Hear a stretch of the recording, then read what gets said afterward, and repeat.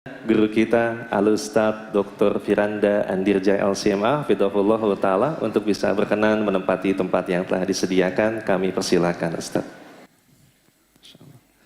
Assalamualaikum Ustadz. Waalaikumsalam. Silakan. Insyaallah. Alhamdulillah. Ustadz, terima kasih banyak atas kesediaan waktu antum kembali meluangkan waktu untuk bisa belajar bersama kami Jamaah Dirabanian. Alhamdulillah. Dan kita akan membahas tema yang telah Ustadz siapkan, yaitu sabar itu indah. Kepada Al-Ustadz kami persilahkan. Fayatafadhal masykurah. Assalamualaikum warahmatullahi wabarakatuh. Waalaikumsalam. Alhamdulillahi ala ihsani wa syukru lahu ala taufiqihi wa amtinani wa asyhadu an la ilaha illallah wahdahu la syarika lahu ta'ziman li sya'ni wa asyhadu anna Muhammadan abduhu wa rasuluhu da'ila ridwani. Allahumma salli alaihi wa ala alihi wa ashabihi wa ikhwani. Hadirin dan hadirat yang dirahmati oleh Allah Subhanahu wa taala. Alhamdulillah, puji dan syukur kita panjatkan kepada Allah yang terus memberikan kita karunia, mempertemukan kita dengan bulan Ramadan, diberi kesempatan untuk bisa sujud dan ruku, salat tarawih, bertilawah. Semoga ibadah kita diterima oleh Allah Subhanahu wa taala. Salawat dan salam semoga tercurahkan selalu kepada junjungan kita Nabi Muhammad SAW dan juga kepada keluarganya serta seluruh sahabat beliau tanpa terkecuali. Topik yang akan kita bahas pada kesempatan kali ini adalah topik yang sangat penting bagi kita semua tentang kesabaran. Karena saya rasa semua kita pasti pernah mengalami ujian. Dan mungkin banyak di antara kita sedang mengalami ujian. Dan yang belum mengalami ujian pasti akan menghadapi ujian.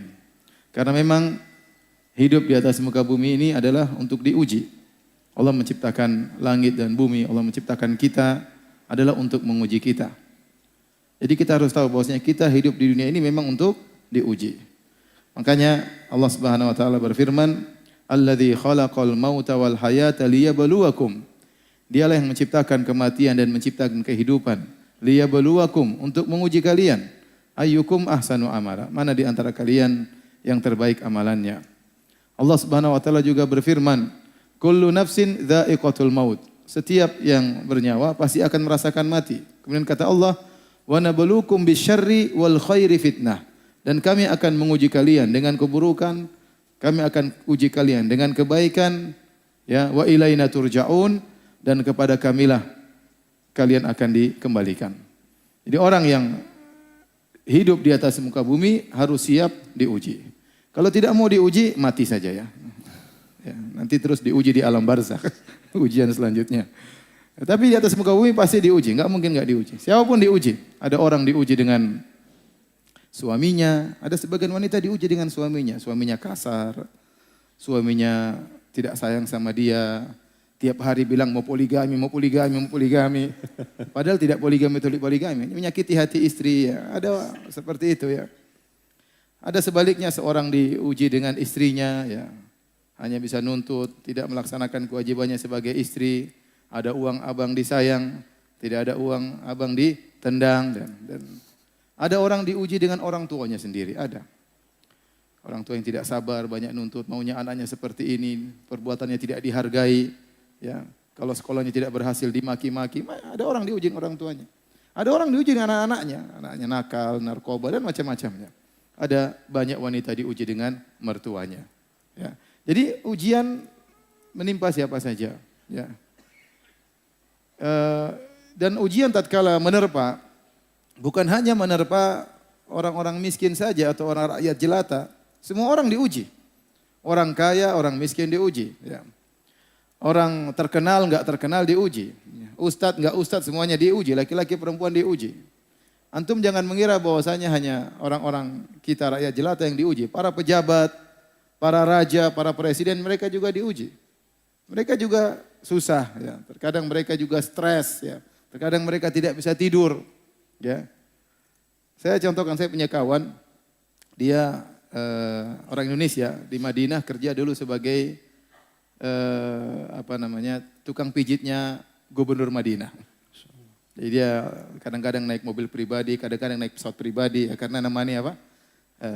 Sang Amir, sang gubernur. Dia cerita waktu terjadi kasus di Madinah, timbul orang-orang Khawarij, orang-orang yang memberontak, kemudian membunuhi sebagian kaum muslimin. Terjadi tembak-tembakan di kota Madinah. Kata kawan saya itu sampai sang amir, sang gubernur tidak bisa tidur 3 hari. Sementara tukang pijitnya tidur tiap hari. Jadi ya semuanya diuji. Antum kira raja tidak diuji? Kadang kita lihat wajah raja, raja presiden, raja pejabat. Mungkin mereka ada kenikmatan, tapi di balik itu mereka juga mengalami ujian, deg-degan, khawatir, ya macam-macam ya. Macam-macam. Jadi semuanya diuji. Semuanya juga dikasih penyakit. Bukan cuma kita saja yang sakit. Antum kira hanya antum aja yang sakit. Emang raja nggak pernah mencret. Raja juga pernah mencret ya. Ya, raja juga pernah pusing. Jadi semua orang diuji. Nah, tatkala kita tahu bahwasanya hidup ini tidak lepas dari ujian dan memang kita diciptakan untuk diuji, maka kita butuh dengan ibadah ini. Namanya ibadah sabar. Ibadah sabar. Ini ibadah yang sangat mulia. Saking mulianya kata Imam Ahmad, ya, aku membaca, menelaah, Allah menyebutkan sabar dalam Al-Quran sekitar 90 kali.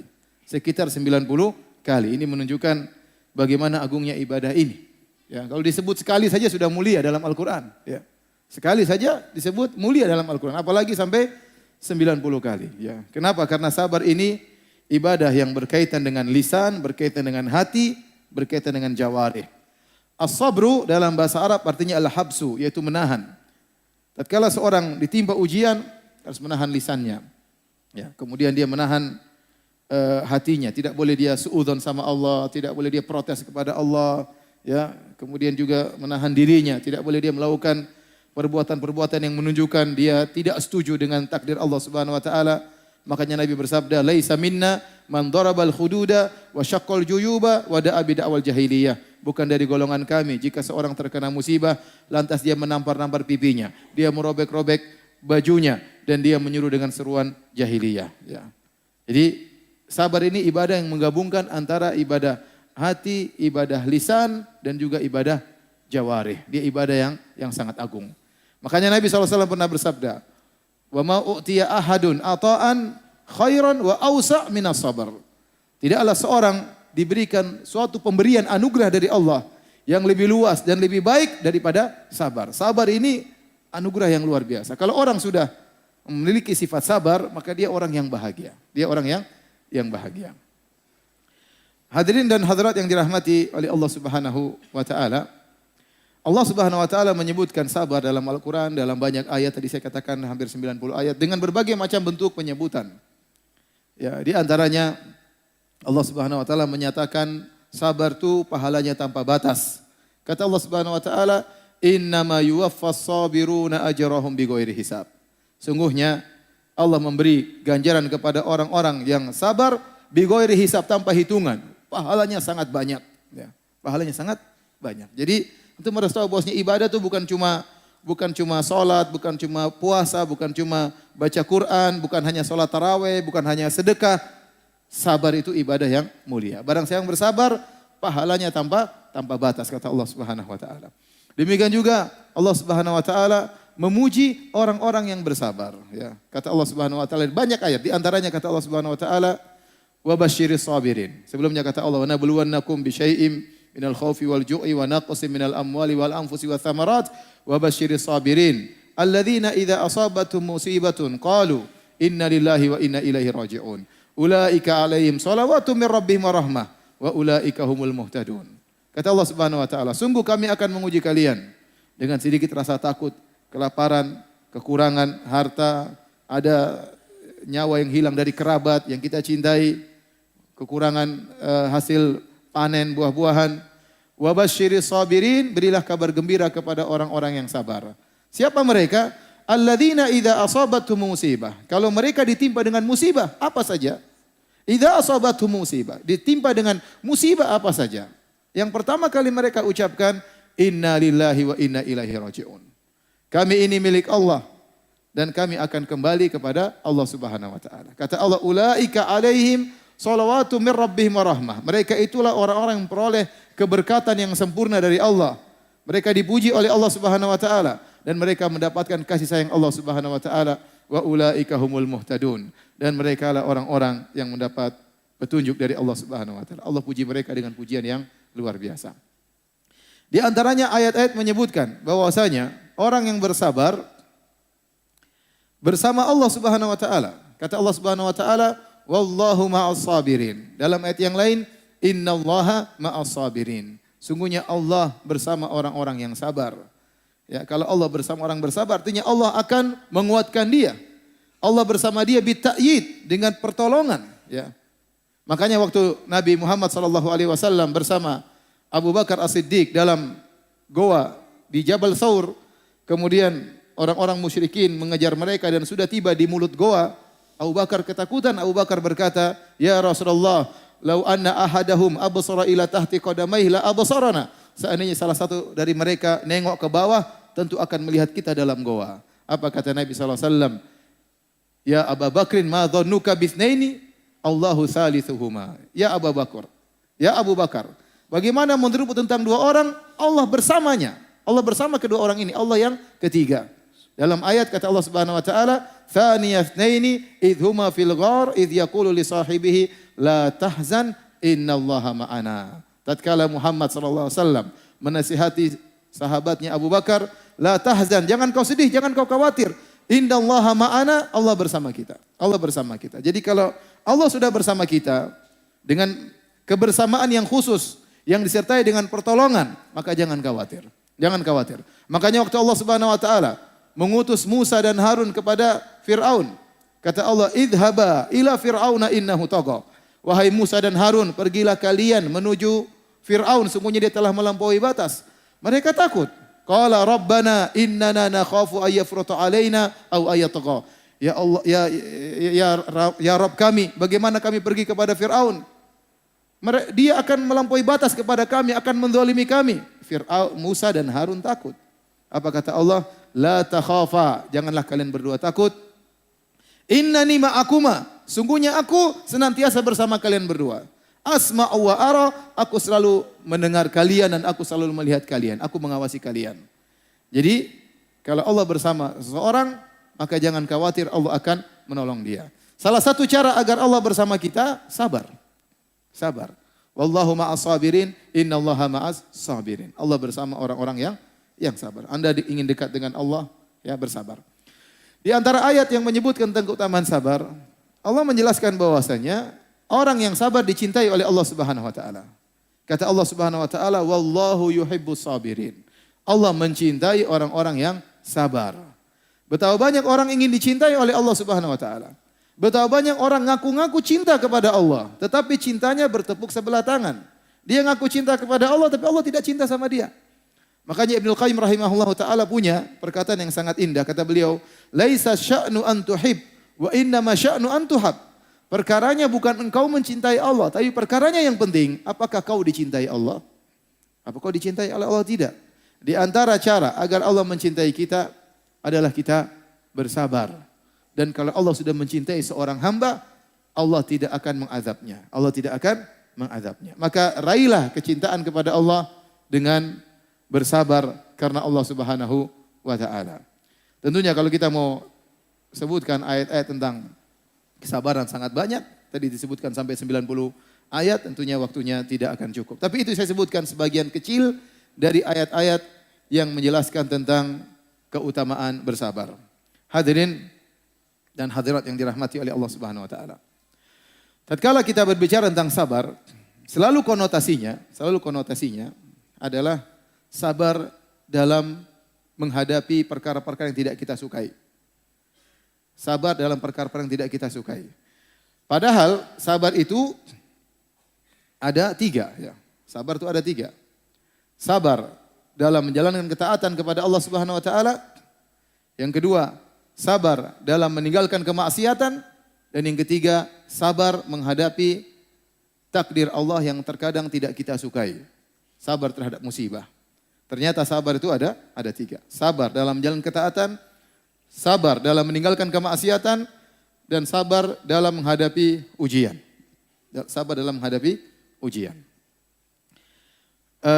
Dari sinilah kita tahu bahwasanya sabar itu sangat mulia, ya. Sampai-sampai Ibnu Qayyim menyebutkan bahwasanya sabar adalah nisful iman. Sabar adalah setengah keimanan. Para salaf mengatakan al-iman nisfan. Iman itu terdiri atas dua. Nisfu sabar wa nisf asyukur. Setengahnya adalah kesabaran, setengahnya adalah bersyukur.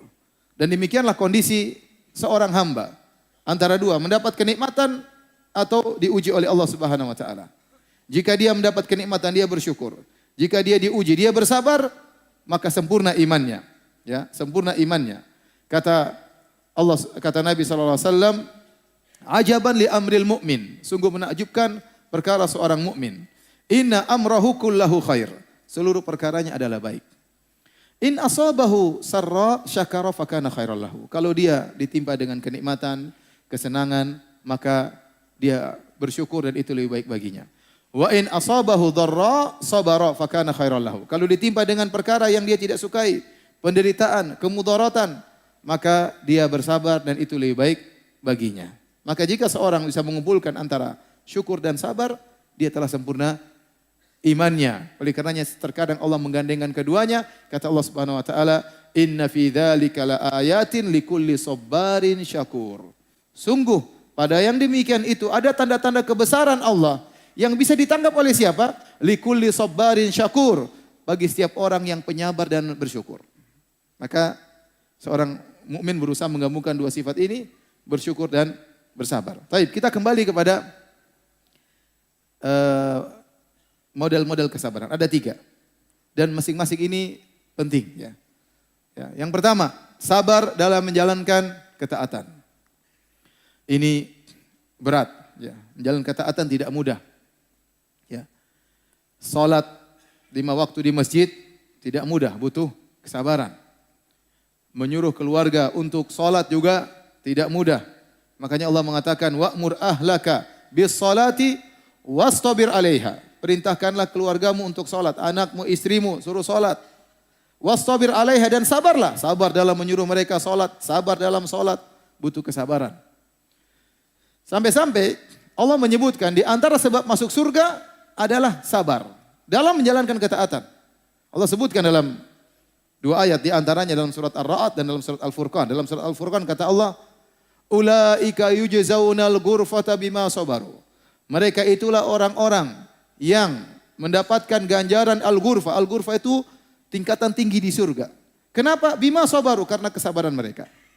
Demikian juga dalam surat Ar-Ra'd kata Allah Subhanahu wa taala, "Wal malaikatu yadkhuluna 'alaihim min kulli bab." Malaikat masuk ke pintu-pintu surga lalu mengucapkan keselamatan kepada para penghuni surga. Apa kata para malaikat? "Salamun 'alaikum bima sabartum." Keselamatan bagi kalian masuk surga karena kesabaran kalian. Kesabaran yang dimaksud apa? Kesabaran menjalankan ibadah. Di antaranya kesabaran karena menjalankan ibadah. Contohnya dalam surat Ar-Ra'd, Allah sebutkan ciri-ciri penghuni surga. Yang ini semua butuh kesabaran.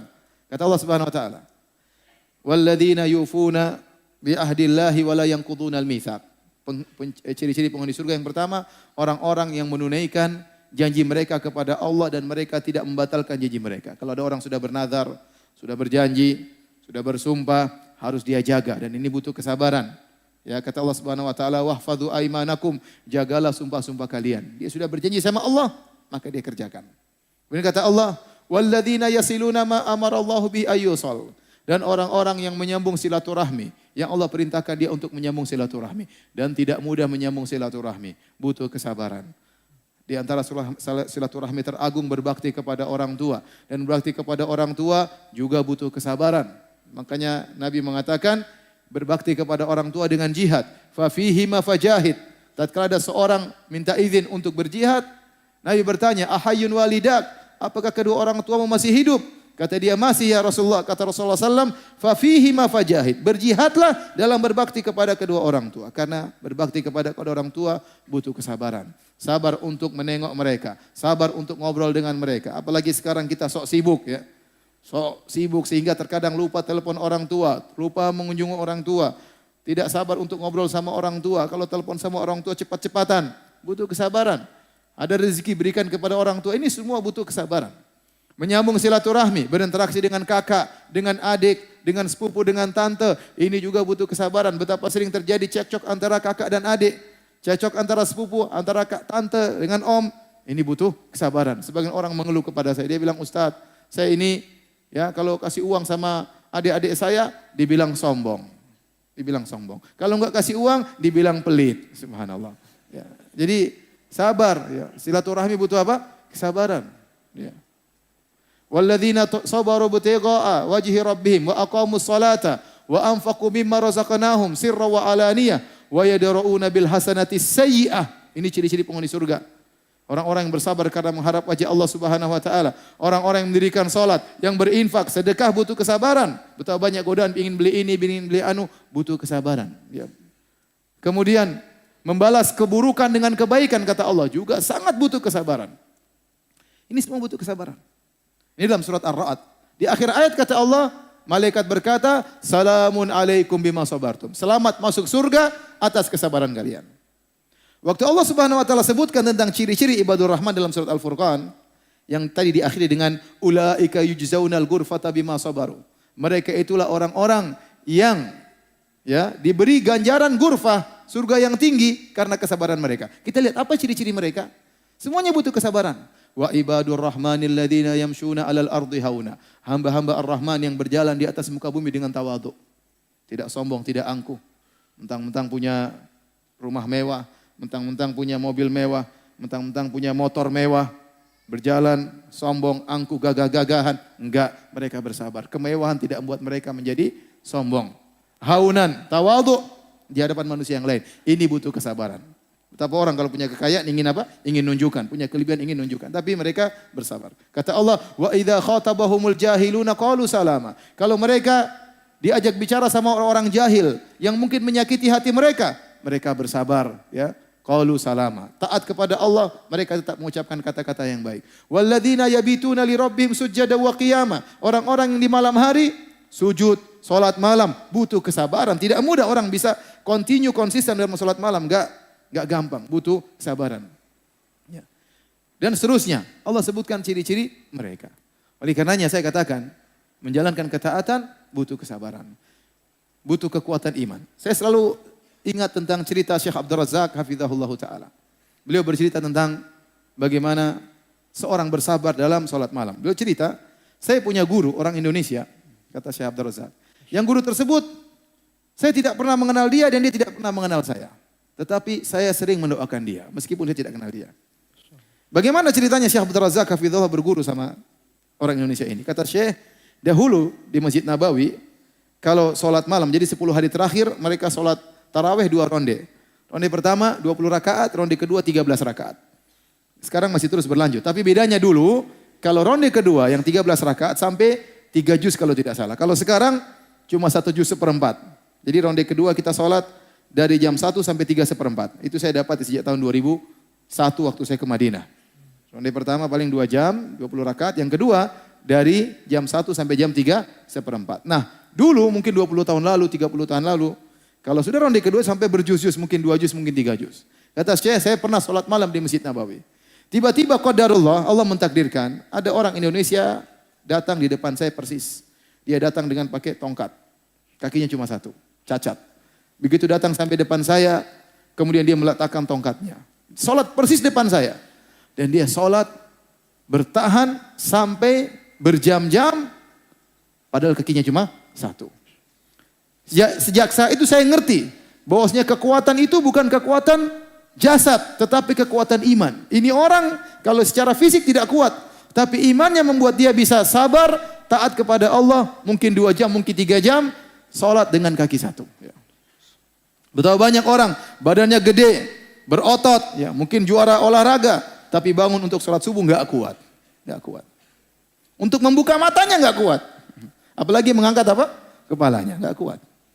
Jadi kekuatan yang sungguhnya adalah iman, bukan kekuatan fisik.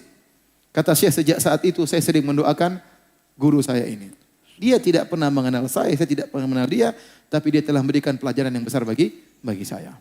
Oleh karenanya masalah ketaatan ini butuh kesabaran. Di antara cara mudah kita untuk sabar, ya, maka kata Allah, wasbir nafsaka ma'al ladzina yad'una rabbahum. Bersabarlah, kita cari teman. Jadi teman komunitas, kita kumpul-kumpul seperti ini, ya. Dengan kita berteman dengan orang-orang yang soleh, kita bisa bersabar, melihat mereka bertakwa, melihat mereka baca Quran, melihat mereka berusaha hafal Quran, melihat mereka berdakwah, mereka mengorbankan harta mereka untuk Allah, kita terpancing untuk bersabar. Kalau orang-orang pelaku maksiat, orang-orang kafir bersabar dalam kemaksiatan mereka, kenapa kita tidak bersabar? Allah sebutkan bagaimana orang-orang musyrikin mereka bersabar. Orang-orang non-muslim, ya, yaitu orang-orang kafir maksudnya ya. Ya. Karena non-muslim sama dengan apa? Kafir ya. Non-muslim sama dengan kafir. Boleh dibilang non-muslim, boleh juga dibilang apa? Kafir. Enggak ada masalah. Non-muslim sama dengan kafir. Di akhirat di non-surga ya. Non-surga ya. Non-surga. Nanti di non-surga juga non-stop ya. Baik. Jadi Allah sebutkan tentang orang-orang musyrikin ya. Mereka berkata, Allah berfirman, "Wantalaqal mala'u minhum animshu wasbiru ala alihatikum." Berjalanlah sebagian mereka memberi nasihat. Sabarlah, sabarlah, sembahlah Tuhan-Tuhan kalian, sabar. Wasbiru ala alihatikum. Mereka saling berwasiat tawasi bis sabar. Saling berwasiat untuk sabar dalam apa? Dalam menyembah berhala-berhala mereka. Allah sebut dalam Al-Quran. Kemudian juga dalam surat Al-Furqan kata Allah Subhanahu wa taala, "Wa idza ra'auka iyattakhidunaka illa huzwan, ahadha alladhi ba'atha Allahu rasula in kada la yudilluna an alihatina laula an sabarna 'alaiha." Jika mereka melihat engkau wahai Muhammad, mereka berkata, mereka mengejek engkau. Mereka berkata, "Masa ini rasul yang diutus oleh Tuhan, rasul kayak begini itu sama Tuhan." In kada la yudilluna, hampir-hampir Muhammad ini menyesatkan kita. Laula an sabarna alaiha. Kalau bukan kita bersabar untuk syirik sama Tuhan-Tuhan kita. Kata mereka, hampir kita disesatkan Muhammad. Untung kita bersabar. Ini perkataan mereka. In kada la yudilluna an alihatina. Hampir-hampir kita disesatkan sama Muhammad. Kalau bukan karena kita bersabar. Jadi mereka bersabar. Bahkan di zaman Nabi Nuh. Wa qalu la tadharunna alihatakum. Wa la tadharunna waddan wa la suwa'an wa la yagutha wa ya'uqa wa nasra. Mereka saling mewasiatkan, jangan kalian tinggalkan sembahan berhala-berhala. Jangan kalian tinggalkan sembahan kepada Suwa, Yagus, Ya'uq, Nasr, Wad. Ini semua jangan tinggalkan. Sabar menyembah mereka. Jadi mereka saling bernasihati untuk bersabar. Mereka bukan cuma bersabar dalam beribadah dalam kesyirikan. Mereka bersabar dalam berinfak. Kata Allah Subhanahu wa taala, "Innal ladzina kafaru yunfikuna amwalahum liyasuddu an sabilillah, fasayunfikunaha, thumma takunu 'alaihim hasratan thumma yughlabun. Walladzina kafaru ila jahannama yusyarun." Kata Allah Subhanahu wa taala, sungguh orang kafir itu mereka berinfak di jalan syaitan. Mereka berinfak untuk menghalangi manusia dari jalan Allah Subhanahu wa taala. Fasayunfikunaha, sungguh mereka akan menginfakannya. Ini Allah turunkan tentang apa? Tentang perang Uhud di antaranya. Jadi waktu kaum musyrikin kalah dalam perang Badar pada tahun 2 Hijriah, mereka sabar setahun. Mereka kumpulkan duit, mereka berinfak untuk balas dendam. Setahun mereka bersabar untuk menyerang Rasulullah SAW di kota Madinah. Allah sebutkan bagaimana mereka bersabar berinfak setahun penuh. Mereka kumpulkan untuk menuju neraka Jahannam. Nah kalau mereka orang-orang kafir sabar dalam kemaksiatan mereka, dalam kekufuran mereka menuju neraka, kenapa kita tidak bersabar dalam menuju surga Allah Subhanahu wa taala? Ada seorang, saya dengar ceramah seorang syekh dari Arab, dia berkata, jadi seorang syekh berjalan ke belantara Afrika ingin berdakwah. Dia ingin berdakwah di pedalaman Afrika. Maka dia berjalan sampai di off-road, kemudian dia berjalan lagi lewati lumpur, sampai entah berjam-jam atau berhari, saya lupa. Ya, pokoknya sampai jauh, sampai di tengah hutan belantara Afrika ingin berdakwah. Dia merasa dia sudah berjuang, dia merasa dia sudah berkorban. Ternyata sampai di sana, dia dapat seorang wanita misionaris sudah bertahun-tahun tinggal di situ. Masya Allah, kalah sabar rupanya. Sabar. Luar biasa. Jadi jangan ente sangka ente aja yang sabar. Ya akhi ya ukhti al-muslimah. Ya. Non-muslim juga bersabar dalam menyerukan kepada kekufuran kemaksiatan. Bahkan sebagian orang bermaksiat sabar. Ya, kalau ada dulu seorang wanita mungkin di suatu kampung, kampungnya masih baik, masih orang banyak berjilbab, masih penuh kesopanan. Tiba-tiba ada orang pulang mungkin dari Jakarta, pergi ke kampung, perempuan berubah akhlaknya, ya karena terkontaminasi di Jakarta, pulang-pulang tahu-tahu pakai baju you can see, rok you can see, semuanya you can see, ya. Pakai baju kekecilan semuanya, ya. Kelihatan, mohon maaf mungkin pahanya, kemudian dia berjalan keluar dari rumahnya. Waktu dia keluar dari rumahnya pasti orang maki-maki, itu anak siapa itu? Enggak punya malu, enggak punya malu. Tapi dia bersabar. Dia bersabar, akhirnya banyak pengikutnya. Jadi hadirin hadirat Allah Subhanahu wa taala, kita ini bersabar dalam ketakwaan, yang pelaku maksiat aja bersabar. Kenapa kita tidak bersabar dalam jalan ketaatan? Ini sabar yang pertama. Ya, sabar dalam jalan ketaatan. Yang kedua adalah sabar dalam meninggalkan maksiat. Ini juga sangat luar biasa. Ini sabar dalam meninggalkan maksiat ini berat, terutama zaman now. Ya. Terutama zaman now, cewek-ceweknya cewek-cewek zaman now. Laki-laki terutama hati-hati ya. Zaman sekarang zaman fitnah. Butuh kesabaran meninggalkan maksiat. Butuh kesabaran menundukkan pandangan. Ya. Butuh kesabaran menundukkan pandangan. Ini butuh kesabaran ekstra luar biasa terutama zaman sekarang ya. Karena meninggalkan maksiat ini ya tidak mudah. Sekarang fitnah di mana-mana. Oleh karenanya ya, contoh yang paling indah adalah contoh yang disebut oleh Allah Subhanahu wa taala dalam Al-Qur'an tentang Yusuf alaihissalam. Antum sering dengar bagaimana Yusuf diuji, alaihissalam diuji dengan ujian yang luar biasa. Sampai kata para ulama, di antaranya Syekhul Islam Ibnu Taimiyah rahimahullah taala, ujiannya Yusuf waktu dilempar di sumur masih lebih ringan daripada dia diuji waktu digoda oleh Zulaikha. Kenapa? Waktu dia dilempar di sumur, itu dia ittirari, terpaksa. Dia tidak ada pilihan lain. Sehingga dilempar dalam sumur, terpaksa bersabar. Tetapi tatkala diuji oleh Zulaikha, dia punya pilihan. Pilihan meninggalkan maksiat atau pilihan bermaksiat. Sabrun ikhtiyari, disebut dengan sabar pilihan. Nah, sabar pilihan lebih afdal daripada sabar ittirari, sabar terpaksa. Ibnu Taimiyah sebutkan bahwasanya sabarnya Yusuf waktu digoda oleh Zulaikha lebih afdal daripada sabarnya waktu dilempar dalam apa? Dalam sumur. Kenapa? Waktu dia diuji oleh Zulaikha, diuji dengan berbagai macam ujian. Di antaranya, Zulaikha sangat cantik jelita. Dia adalah istri menteri. Tidak mungkin menteri pilih istri jelek. Itu menteri nggak beres kalau pilih istri yang jelek ya. Pasti dia milih istrinya cantik. Zulaikha ini pasti cantik. Sudah dia cantik, kemudian dia menghiasi dirinya dengan kecantikan. Cantik di atas kecantikan, cahaya di atas cahaya. Zulaikha. Kemudian tidak ada yang lihat. Wa ghallaqatil abwab. Semua pintu-pintu sudah dia kunci. Yang pegang kuncinya Zulaikha. Coba. Enggak ada yang lihat, santai aja. Mau maksiat enggak ada yang lihat. Kemudian apa lagi? Dia yang merayu. Zulaikha yang merayu. Ya akhi, betapa banyak laki-laki dia malu goda perempuan, dia enggak pede. Tapi waktu perempuan yang mulai, goyang dia. Imannya goyang, jenggotnya goyang. Kenapa? Ceweknya yang mulai. Waduh, ya, ternyata saya oke juga ya. Subhanallah. Belum lagi Yusuf tampan. Orang tampan pede. Ya tidak? Kalau enggak tampan ya udah malu-malu minder. Kalau tampan depan perempuan pede ya. Nabi Yusuf alaihissalam sangat tampan luar biasa. Ya. Berbagai macam godaan. Belum lagi Nabi Yusuf masih muda. Gejolak syahwat seorang pemuda lebih berkobar daripada yang sudah tua. Kecuali tua-tua keladi. Kemudian belum lagi Nabi Yusuf gharib, jauh. Namanya orang jauh lebih mudah bermaksiat. Betapa banyak orang di Indonesia seperti orang alim. Tapi kalau dia sudah bersafar ke Eropa, dia puas-puaskan maksiatnya. Saya pernah ketemu teman, dia di suatu negara.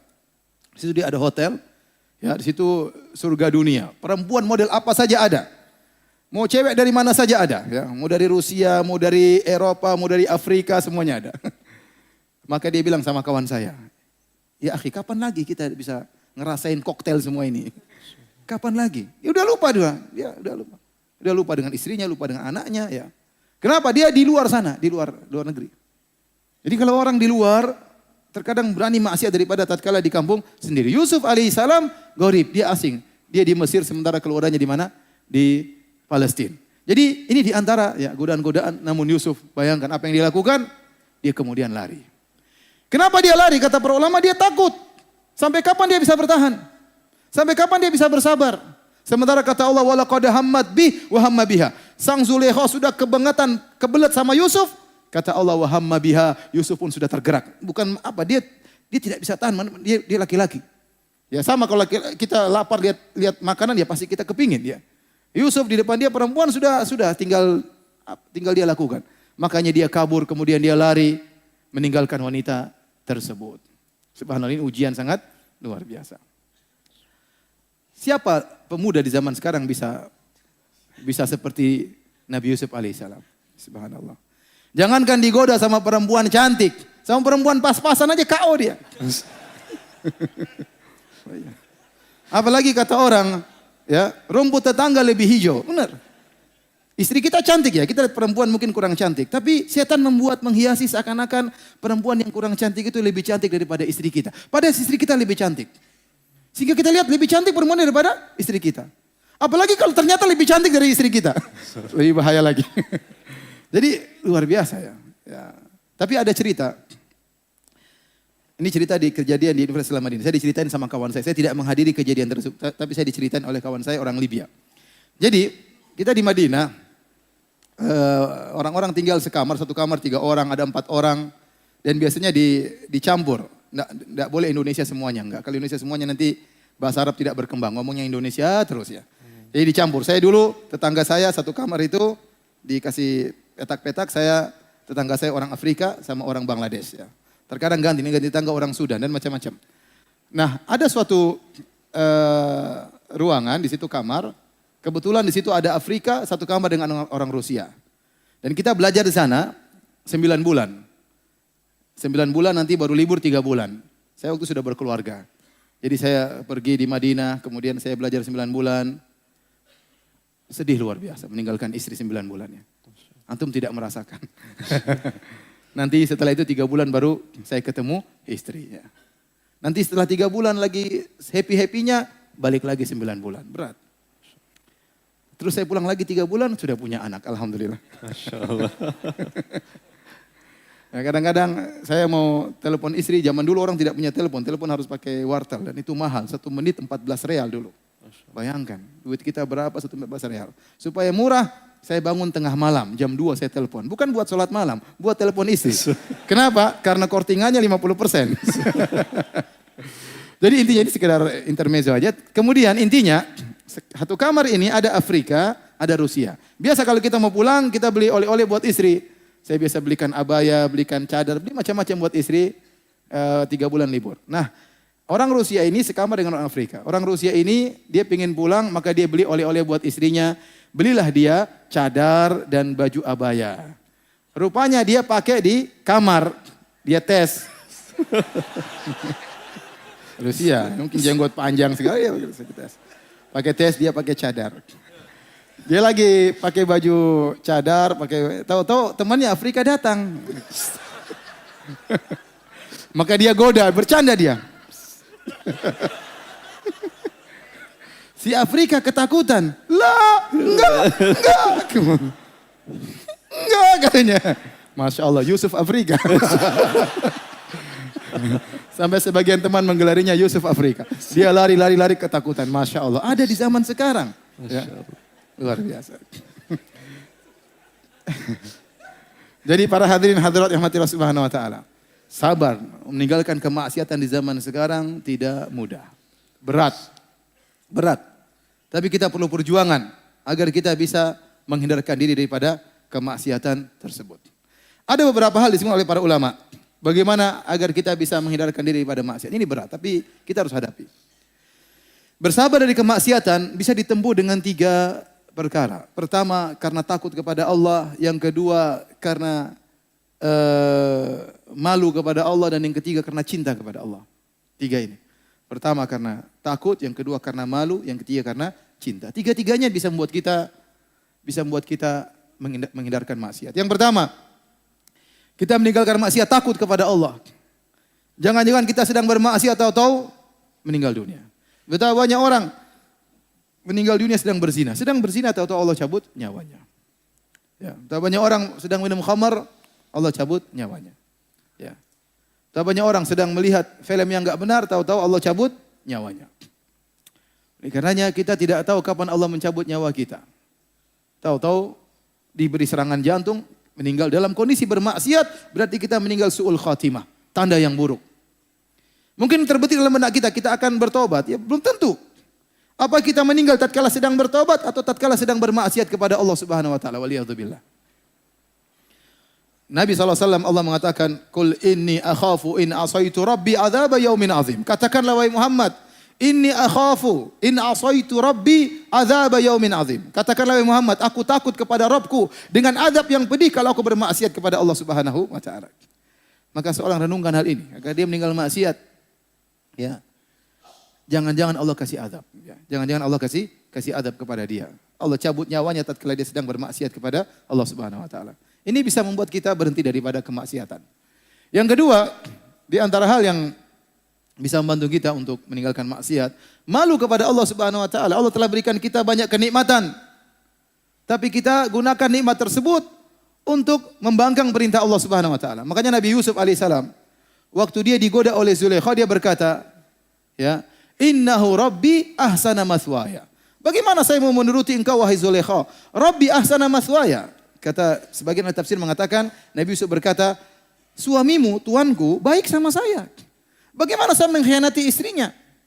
Atau maksud Nabi Yusuf, Allah baik sama saya, betapa banyak kenikmatan. Bagaimana saya membangkang Allah dengan berzina dengan engkau? Bukankah Allah berikan kita banyak kenikmatan? Alam naj'al lahu ainain, bukankah kami telah menjadikan dia dua mata, kita gunakan bermaksiat kepada Allah Subhanahu wa taala. Wa lisana wa syafatain, kami berikan dia lisan, bibir, kemudian dia gunakan untuk berghibah, namimah dan yang lainnya. Ini nikmat yang Allah berikan. Ya. Malu kita, ya. Allah sudah beri kita kesehatan, kita diberikan istri, diberikan anak, yang wanita diberikan suami, diberikan banyak kenikmatan, terus kita gunakan bermaksiat kepada Allah. Oleh karenanya di antara kita meninggalkan maksiat, kita malu kepada Allah Subhanahu wa taala. Makanya kalau kita ingin agar nikmat kita terjaga, hendaknya kita meninggalkan maksiat. Kata seorang penyair, "Idza kunta fi ni'matin far'aha, fa inna dzunuba ya tudhibun ni'am." Ya. Jika engkau dalam kenikmatan maka jagalah. Sungguhnya dosa-dosa itu bisa menghilangkan apa? Kenikmatan. Ya. Istahyu minallahi haqqal haya. Kata Nabi SAW, malulah kepada Allah dengan sebenar-benarnya malu. Latih diri kita, kita malu kepada Allah Subhanahu malu, ya Allah. Bagaimana kita maksiat, Allah kasih kita kenikmatan, kasih kita pandangan, kita kesehatan, terus kita membangkang, kita gunakan untuk bermaksiat kepada Allah Subhanahu wa taala. Ini yang kedua. Yang ketiga, di antara cara untuk meninggalkan maksiat, di antaranya kita meninggalkan maksiat karena cinta kepada Allah Subhanahu wa taala. Bagaimana bisa? Kita tahu kalau kita sudah mencintai seseorang, orang ini nyuruh apa saja kita akan kerjakan. Contoh kita cinta sama istri kita suruh apa saja kita kerjakan. Ya, selama mungkin kita lakukan, meskipun harus pergi ke Gunung Himalaya, pergi sendiri. Ikuti, kita akan ikut. Meskipun harus ke awan, kita ke awan kalau bisa. Ternyata nggak bisa kan. Intinya, istri suruh apa saja kalau kita cinta, kita mau. Ya.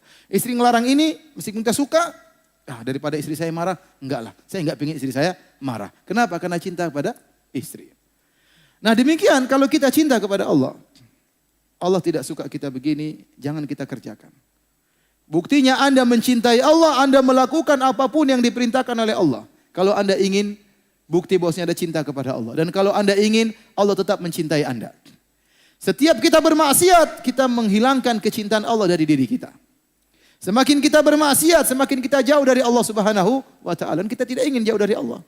Musibah kalau kita jauh dari Allah Subhanahu wa taala. Betapa banyak orang ngaku-ngaku cinta kepada Allah, namun tidak terbukti. Malah sebaliknya, dia bermaksiat kepada Allah Subhanahu wa taala. Itu bukti bahwasanya dia tidak cinta kepada Allah Subhanahu wa taala. Karena kelaziman dari orang cinta kepada Allah, bahwasanya apa yang diperintahkan oleh Allah dia kerjakan, apa yang dilarang oleh Allah akan dia tinggalkan. Jadi hadirin dan hadirat yang hati Allah Subhanahu wa taala, ya. Inilah kesabaran kedua yang tidak kalah beratnya adalah meninggalkan maksiat, bersabar karena Allah Subhanahu wa taala. Di hati-hati kalau Anda misalnya lagi di malam hari, tiba-tiba ada cewek WhatsApp. Sudah, Anda jangan macam-macam ya. Terima WhatsApp, Anda segera delete. Ya. WhatsApp kedua kali, mulai hati Anda goyang. Ini cewek serius kayaknya. Anda blokir. Jangan Anda nggak blokir. Kalau Anda nggak blokir bahaya. Akhirnya Anda simpan gambarnya, simpan fotonya. Suatu saat nanti kalau Anda lagi marah sama istri, Anda murojaah itu gambar. Foto. Oke juga ini. Hati-hati. Jangan. Ya. Fitnah wanita luar biasa. Saya katakan kepada laki-laki, fitnah wanita itu luar biasa. Anda harus sabar tundukkan pandangan. Anda harus sabar tidak ya ketawa ketiwi sama istri orang lain. Tidak boleh. Anda harus sabar tidak menerima setiap ya, pembicaraan dengan wanita. Ya. Anda harus jaga diri. Ya. Sekalian Anda terjebak bahaya. Ya, bahaya. Ini fitnah yang paling besar bagi laki di zaman sekarang ini. Dan setiap zaman. Bahwasanya ma taraktu ba'di fitnatan adhara 'ala rijal minan nisa. Tidak ada fitnah yang aku tinggalkan lebih besar bagi lelaki seperti fitnah apa? Wanita. Apalagi di zaman sekarang ini. Di mana-mana wanita dijadikan bahan iklan. Iklan apapun ada perempuan. Iklan odol ada perempuan. Iklan mobil ada perempuan, iklan motor ada perempuan, iklan HP ada perempuan. Ya, HP-nya kecil, perempuannya apa? Gede. Ya. Itu yang jadi memang susah ya. Ya. Tapi ya kita harus bersabar. Ya, bersabar. Taib, yang ketiga, inilah sabar yang sering dipahami oleh orang, sabar menghadapi musibah, sabar menghadapi apa yang tidak disukai. Padahal namanya ujian itu bukan cuma musibah saja. Makanya tadi saya sebutkan di awal pengajian Allah Subhanahu wa taala berfirman, "Kullu nafsin dha'iqatul maut wa nabluukum bisyarri wal khairi fitnah wa ilaina turja'un." Kata Allah Subhanahu wa taala, ya, setiap yang bernyawa pasti merasakan kematian. Dan kami menguji kalian dengan keburukan dan kami uji kalian dengan kebaikan. Keburukan maksudnya apa? Seperti disempitkan harta, seperti sakit. Ya, ini contoh keburukan. Seperti dizolimi oleh orang, ini ujian keburukan. Namun di sana juga ada ujian kebaikan. Allah sebutkan fitnah. Fitnah dalam bahasa Arab artinya ujian. Ujian kebaikan, contoh diberi harta yang banyak. Contoh diberikan kesehatan, tubuh yang bugar. Contoh diberikan jabatan. Ini semua adalah ujian. Ya. Sebagaimana kita bersabar menghadapi ujian yang ini, kita juga harus bersyukur menghadapi ujian kenikmatan. Ya. Jadi dua-duanya merupakan ujian. Ujian kesabaran, ujian kesusahan dan ujian kesenangan. Ya. Tapi tentunya memang kalau kita disuruh milih, kita lebih milih diuji dengan apa? Kekayaan atau dengan kemiskinan? Disuruh milih apa? Uji dengan kekayaan atau kemiskinan? Kekayaan, ya. Itu sudah otomatis ya. Senang jadi miskin bersabar atau kaya bersyukur? Kaya bersyukur ya. Itu sih maunya kita, tapi pinginnya kaya seperti Nabi Sulaiman ya. Kaya nanti mati masuk surga. Nabi Sulaiman enak, kaya raya, raja, istri banyak, mati masuk apa? Surga. Namun sering tidak demikian ya. Tidak sesuai dengan keinginan kita. Tapi intinya dia sedang berbicara tentang sabar tatkala terkena musibah yang tidak kita sukai. Ingatlah para hadirin hadirat yang dirahmati oleh Allah Subhanahu wa taala, bahwasanya seorang semakin beriman, semakin tinggi ujiannya. Ibarat pohon semakin tinggi, semakin diterpa oleh angin. Oleh karenanya orang yang paling berat ujiannya adalah orang-orang yang semakin beriman. Kata Nabi SAW, "Asyaddun nasi bala'an al-anbiya." Orang yang paling berat ujiannya adalah para nabi. Tsumma salihun, kemudian orang-orang saleh. Tsummal amsal fal amsal, kemudian selanjutnya dan selanjutnya. Yubtala rajulu ala qadri imanihi, seorang diuji berdasarkan tingkatan imannya. In kana fi imanihi salabatun zida fi balaihi. Kalau ternyata imannya kokoh waktu diuji, Allah tambah lagi ujiannya. Wa in kana fi imanihi riqatun khufifa anhu. Tatkala diuji imannya lemah, Allah turunkan level ujiannya. Idza ahabballahu qauman ibtalahum. Kata Nabi, jika Allah mencintai sebuah kaum, Allah akan uji mereka. Ya. Jadi iman sesuai dengan ujian sesuai dengan kadar keimanan. Makanya kalau antum tanya siapa orang paling diuji? Nabi Muhammad SAW. Ujiannya luar biasa. Saya ceritakan sebagian ujian Nabi SAW. Biar antum tahu bahwasanya masuk surga tidak semudah yang dibayangkan. Perlu perjuangan. Nabi SAW lahir dalam kondisi yatim. Sudah enggak punya bapak. Kemudian dia dipelihara di Taif bersama ibu susuannya. Kemudian diambil lagi oleh ibunya. Pisah dari ibunya. Kemudian baru tinggal sama ibunya. Ya, sampai dia berumur 6 tahun. Waktu dia umur 6 tahun, ya lagi sayang-sayangnya kepada ibunya. Dia baru bertemu dengan ibunya 2 tahun. Karena dia tinggal di Taif sampai 4 tahun. Rasulullah SAW 2 tahun mau diambil sama ibunya. Halimah Sa'diyah melarang, jangan. Karena waktu Nabi bersama dia banyak keberkahan. Ini ditahan sampai 4 tahun. Setelah 4 tahun baru diambil oleh ibunya. Kemudian ditinggal bersama ibunya. Lagi dia sayang-sayang sama ibunya. Suatu hari ibunya pergi ke kota Madinah. Mengunjungi kerabatnya. Kemudian pulang menuju kota Mekah. Di tengah perjalanan suatu tempat namanya Abwa. Ibunya meninggal di situ. Sakit kemudian meninggal dunia. Bayangkan si kecil Muhammad SAW. Melihat ibunya sakit sampai meninggal. Ini ujian luar biasa. Dan dia dalam kondisi sendiri. Ibunya tidak meninggal di Madinah tempat kerabatnya. Atau tidak meninggal di Mekah tempat om-omnya. Seandainya meninggal di Mekah tentu omnya akan datang. Om-omnya akan datang memeluk dia. Seandainya meninggal di Madinah mungkin kerabatnya akan datang. Lagi safar di tengah perjalanan meninggal dunia. Abwa. Umur 6 tahun lihat ibunya sakit sampai meninggal, tidak ada keluarga sama sekali. Bayangkan bagaimana beratnya ujian Rasulullah SAW. Kemudian Rasulullah SAW tinggal bersama kakeknya. Sampai 8 tahun kemudian tinggal bersama pamannya Abu Talib. Abu Talib seorang yang miskin. Sehingga Nabi SAW di antara kegiatannya mengembalakan kambing, membantu pamannya. Masih kecil Nabi kerja, mengembalakan kambing. Kambing milik orang, dapat kororit. Sedikit upah untuk dia bantu pamannya. Kemudian akhirnya Rasulullah SAW pada usia 25 tahun menikah dengan seorang wanita Khadijah radhiyallahu taala anha. Kemudian Nabi tinggal bersama Khadijah selama 25 tahun. Betapa cintanya Nabi kepada Khadijah.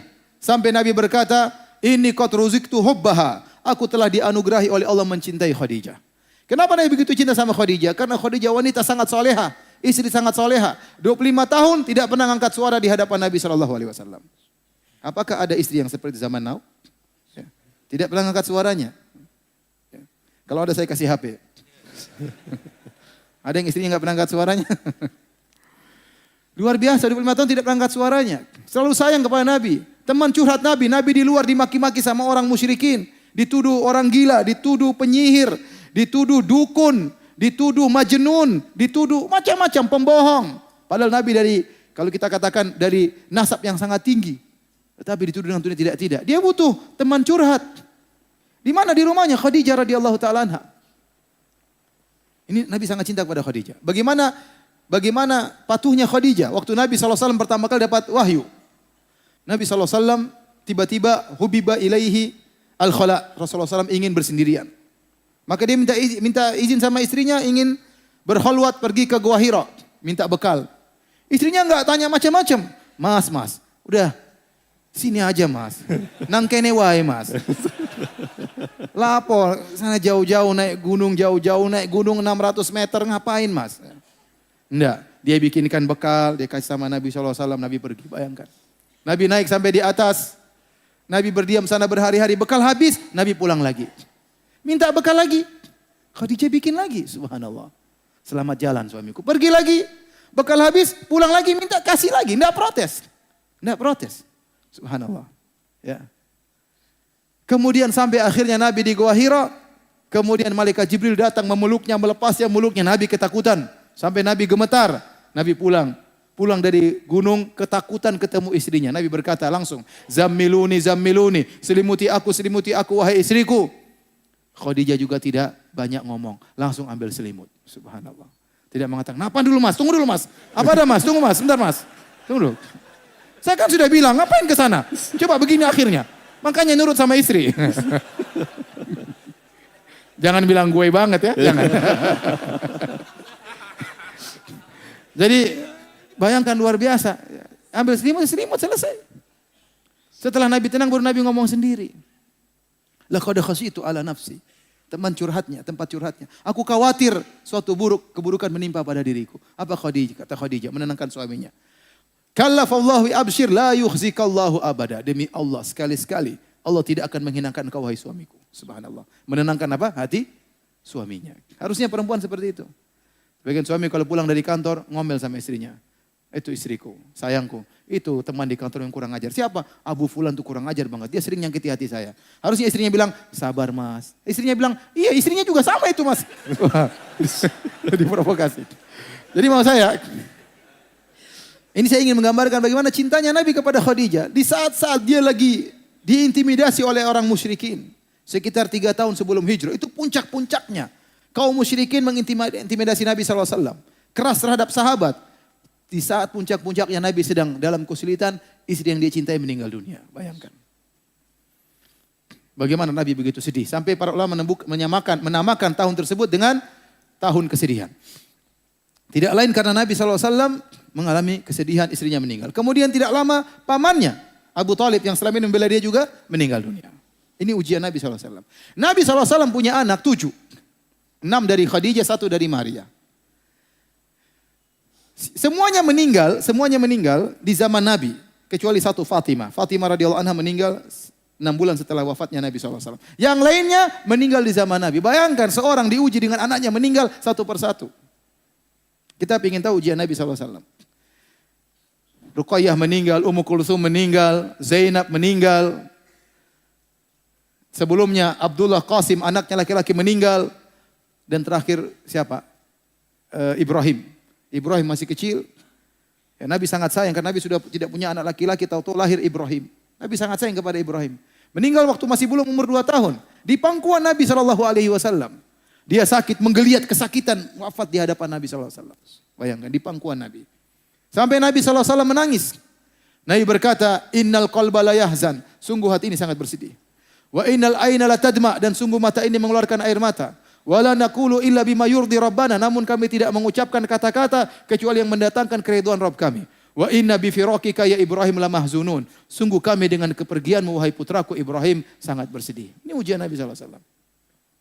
Belum ujian yang lain. Nabi SAW tadi dituduh dengan orang gila, dukun, apalah. Saya aja enggak pernah diuji seperti itu. Paling dikatakan ya mungkin gila kadang-kadang ya. Dikatakan pendusta kadang-kadang. Tapi belum ada yang bilang saya penyihir. Belum ada yang bilang saya dukun ya. Mudah-mudahan enggak ada ya. Tapi Nabi dibilang dukun, penyihir, majnun, tersihir. Bayangkan, bilang penyihir dibilang tersihir juga. Dibilang pendusta, dibilang sobi, berbagai macam tuduhan kepada Nabi SAW. Belum Nabi SAW kalau sakit, sakitnya panas 2 kali lipat. Makanya waktu Nabi SAW sakit akan meninggal dunia, sebagian sahabat menyenguk Nabi SAW. Ternyata selimut sudah diletakkan di atas Nabi, badan Nabi, panasnya tembus sampai ke selimut. Sahabat pegang selimut panas sekali. Innaka latu'aku wa'kan syadidan. Ya Rasulullah, sungguhnya engkau ditimpa dengan panas yang berat. Kata Nabi, benar, kami para anbiya dikasih sakit 2 kali lipat daripada kalian. Kenapa bisa demikian? Karena pahala kami 2 kali lipat. Nabi kalau sakit panasnya luar biasa. Nabi pada tahun 7 Hijriah diracun sama seorang wanita Yahudiyah. Intinya ujian Nabi sangat banyak. Ya, berdakwah dilempar sampai di Taif. Bayangkan waktu Nabi berdakwah di Taif. Nabi waktu keluar dari Taif dihina oleh orang-orang Taif. Bagaimana menghinanya? Dihadirkan anak-anak kecil sama orang gila. Menyambut Nabi keluar dari Taif. Kemudian dilempari sama kerikil. Itu cara mereka menghinakan seseorang. Sementara Nabi adalah cucu dari penguasa kota Mekah. Cucunya Abdul Muttalib. Dihinakan seperti itu. Mereka tahu ini cucunya Abdul Muttalib. Nasabnya tinggi. Bukan diusir begitu saja. Bukan orang yang disuruh anak kecil sama orang gila ngelempar. Ini penghinaan kepada Nabi. Nabi berjalan. Nabi tatkala perang Uhud sampai terluka, sampai darahnya keluar dari pipinya, sampai giginya patah, sampai Fatimah radhiyallahu anha ingin mencuci darah dari pipi Nabi tidak berhenti-berhenti, sampai akhirnya ada suatu yang tumbuhan dibakar baru dimasukkan dalam lubang di pipi Nabi sallallahu alaihi wasallam baru berhenti darah. Jadi ujian sangat banyak ya. Ini menunjukkan bahwasanya seorang beriman semakin tinggi imannya, semakin banyak ujiannya. Makanya Imam Syafi'i rahimahullahu taala punya satu syair yang menunjukkan dia banyak ujian. Meskipun dia tidak ungkapkan ujiannya apa. Tapi dia berkata dalam syairnya, mihanuz zamani kathiratun la tanqadi wa sururuhu ya'tika kal a'yadi. Sungguhnya ujian kehidupan zaman ini datang begitu banyak silih berganti, tidak berhenti-berhenti. Adapun kesenangan datang sesekali seperti hari raya. Hari raya cuma sekali-sekali.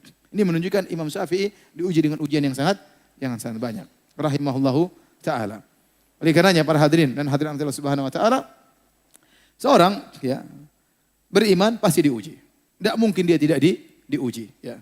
Pasti diuji, ya. Dengan ujian yang Allah kehendaki bagi dia dalam rangka untuk mengangkat derajatnya atau dalam rangka untuk menghapuskan dosa-dosanya. Maka pada kesempatan kali ini saya akan menyebutkan beberapa perkara yang kita semoga bisa bersabar tatkala diberi ujian oleh Allah Subhanahu wa taala. Ya. Perkara-perkara tersebut, yang pertama, kalau kita dikenai musibah oleh Allah Subhanahu wa taala, kita harus yakin bahwasanya musibah ini sudah ditakdirkan oleh Allah. Sudah dicatat di Lauhil Mahfuz. Kata Nabi SAW, "Inna Allah kataba maqadir al-khalaiq qabla an yakhluqa samawati wal ardi bi 50 alf sanah."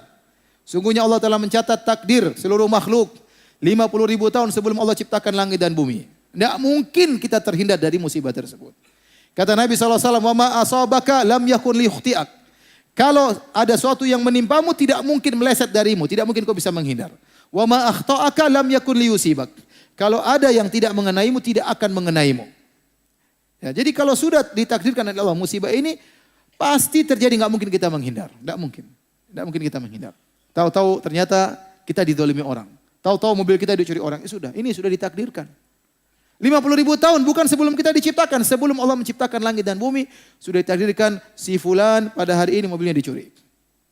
Kalau antum pulang ke rumah, tahu-tahu istri antum ngomel-ngomel, Antum bilang sudah ditakdirkan.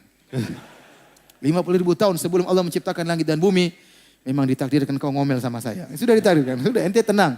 Enggak terlalu marah-marah, udah ditakdirkan, sabar. Enggak mungkin kita menghindar dari ya takdir tersebut. Namun jangan disalahpahami. Bukan berarti kalau kita bersabar kita pasrah, ini salah paham. Kita terkena musibah, kita berusaha menghadapi musibah tersebut. Contoh, kalau kita sakit bukan berarti pasrah, berobat.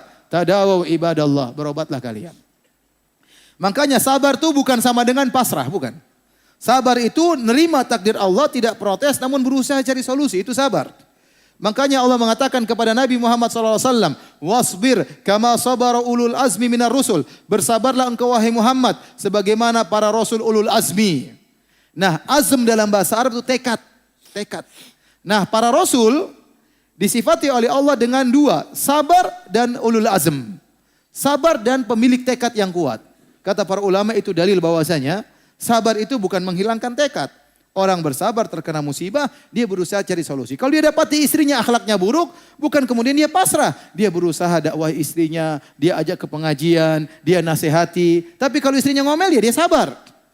Sabar. Sudah tercatat 50.000 tahun sebelum Allah ciptakan langit dan apa? Bumi. Sama kalau suaminya ya jahat atau sering menyakiti, sudah ditakdirkan, mau diapain. Tapi bukan berarti kita pasrah. Kita pasrah terhadap takdir Allah, tapi kita berusaha mencari solusi. Ini yang pertama. Kalau kita beriman dengan takdir, perkara lebih ringan.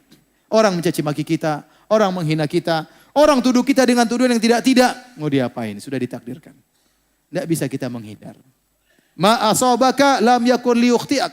Apa yang menimpamu tidak bisa kau hindari, kata Nabi SAW. Baik, ini yang pertama. Mudahkan kita untuk bersabar.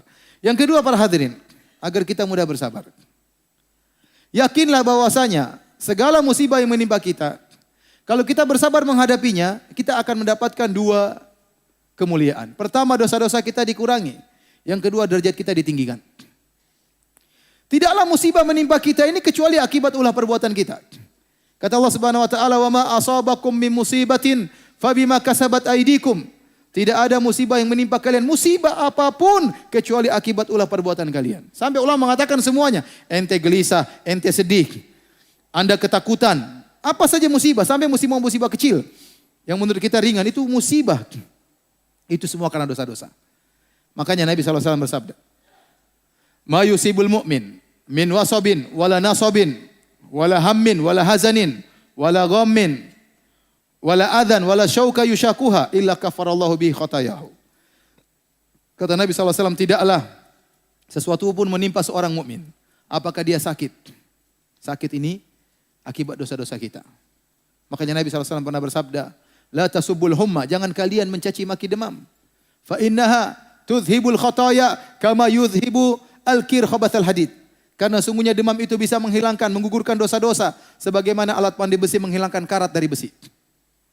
Jadi sakit itu kalau kita sabar mengurangi dosa-dosa kita. Sabar yang penting. Kata Nabi, tidaklah menimpa seorang mukmin kecuali akan menghapuskan dosa-dosanya, baik sakit atau letih, bahkan letih. Wala hazanin, kesedihan tentang masa lalu. Teringat terus enggak hilang-hilang, sedih terus, kesedihan hati ini menghilangkan dosa-dosa.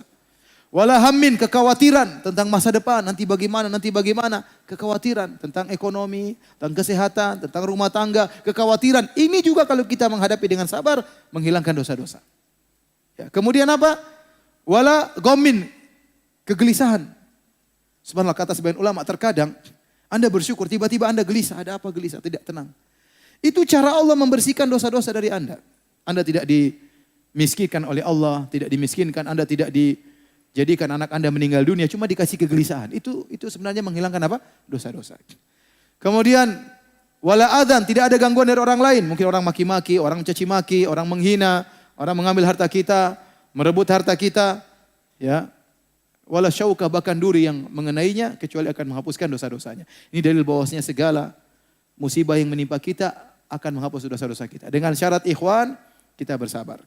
Karena kata para ulama, musibah yang menimpa kita ini tidak serta-merta akan mengangkat derajat kita, menghapuskan dosa-dosa kita. Tidak serta-merta. Akan bisa menghapuskan dosa dan mengangkat derajat kalau kita bersabar. Kalau kita bersabar. Ya. Suatu hari Nabi SAW melihat seorang wanita, seorang ibu anaknya meninggal dunia. Maka ibu ini pergi ke kuburan menangis-nangis. Maka Nabi datangi ibu tersebut. Nabi bernahi mungkar. Tidak boleh meratapi seperti itu di kuburan. Maka Nabi mengatakan, ya hadza isbiri wahtasibi. Wahai fulana, bersabarlah dan haraplah pahala dari Allah Subhanahu wa taala. Wanita ini tidak lihat Nabi, maka dia marah. Dia mengatakan, ilaika anni, pergi engkau. Innaka lam tusab bi musibati. Kau tidak pernah mengalami apa yang aku alami. Padahal Nabi anaknya semua meninggal, bukan cuma dia. Nabi ulangi lagi. Nabi tidak emosi. Emang kamu aja yang anakmu meninggal? Saya juga anak saya meninggal. 5-5-nya, 6-nya semua meninggal. Enggak, Nabi diam aja. Nabi mengatakan, ya hadza isbiri wahtasibi. Wahai fulana, bersabarlah, haraplah pahala dari Allah. Dia mengulangi lagi, ilaika anni, pergi engkau. Waktu dia lihat ternyata Rasulullah sallallahu alaihi wasallam. Maka dia minta uzur, maaf ya Rasulullah, saya tidak tahu. Kata Rasulullah sallallahu alaihi wasallam, innama sabru inda sadamatil ula. Kesabaran yang sungguhnya tatkala pertama kali terkena musibah. Itu bukti seorang beriman kepada Allah. Makanya kalau kita pertama kali terkena musibah langsung bilang apa? Inna lillahi wa inna ilaihi raji'un. Allahumma ajurni fi musibati hadha wa akhlufni khairan minha. Ya Allah, berilah aku pahala dalam musibahku ini. Gantilah aku yang lebih baik. Begitu kita kena musibah apa saja, langsung ucapan pertama, inna lillahi wa inna ilaihi raji'un. Kita ini milik Allah. Jangan kalau kita saja milik Allah, apalagi harta kita, apalagi mobil kita, apalagi rumah kita, apalagi anak kita, apalagi istri kita saja milik Allah. Semuanya milik Allah dan dia akan kembali kepada Allah. Kalau Allah mau ngambil titipannya terserah Allah Subhanahu wa taala. Ya.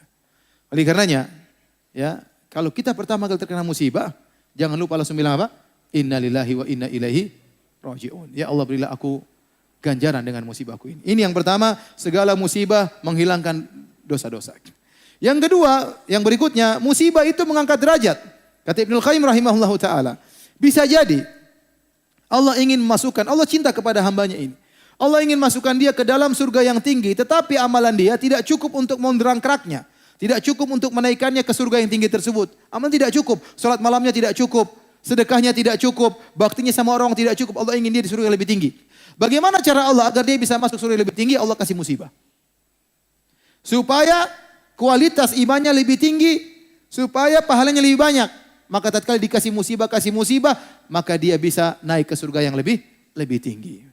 Maka seorang husnudzon tatkala dikasih musibah. Ya, kalau tidak mengangkat derajat bisa menghilangkan apa? Dosa-dosa.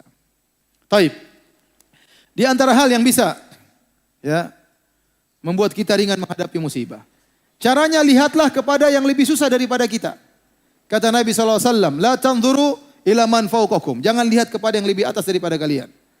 Walakin unzur ila man asfala minkum wa huwa ajdaru walakin unzuru ila man asfala minkum wa huwa ajdaru alla tazdaru nikmatallahi alaikum. Lihatlah yang lebih susah daripada kita. Niscaya kalian tidak akan meremehkan karunia Allah Subhanahu wa taala. Bagaimanapun musibah kita pasti ada yang lebih susah. Ya, lihat orang-orang yang setengah mati yang tidak punya kendaraan. Kalau orang tidak punya kendaraan, mungkin dia tidak punya mobil, alhamdulillah dia punya motor, dia bersyukur. Masih banyak orang tidak punya motor. Kalau dia tidak punya motor, baru punya sepeda, lihat yang masih banyak orang yang jalan kaki. Kalau dia jalan kaki, tidak punya motor, tidak punya sepeda, masih banyak orang cacat tidak bisa jalan. Dia bersyukur kepada Allah Subhanahu wa taala. Kalau dia naik kursi roda, dia bersyukur masih banyak orang tergeletak di rumah sakit tidak bisa apa-apa. Jadi selalu lihat yang di bawah, selalu lihat yang di bawah. Ya. Subhanallah, saya tadi ngomong begini ya, semuanya ini teori ya. Prakteknya susah. Tapi harus kita latih diri kita supaya kita bisa bersabar. Lihat ke bawah.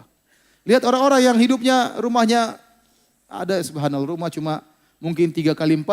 Di situ tempat tidur dia, tempat masak dia. Anaknya berapa, suami istri. Saya kemarin baru ada orang, saya dikirim videonya sedih banget ya. Jadi orang itu punya anak, anaknya sakit. Dia nggak bisa ngobati anaknya, nggak punya uang. Ini baru meninggal kemarin anaknya. Dia nggak bisa punya uang. Akhirnya apa yang dilakukan? Dia cuma ruqyah. Tidak punya uang. Akhirnya meninggal anaknya. Subhanallah. Kita alhamdulillah masih bisa berobat. Masih. Ada orang anaknya sakit yang nggak bisa mengobati. Anaknya satunya sakit juga di rumah sakit. Tidak bisa dia bawa pulang. Kenapa? Belum bisa menembus apa?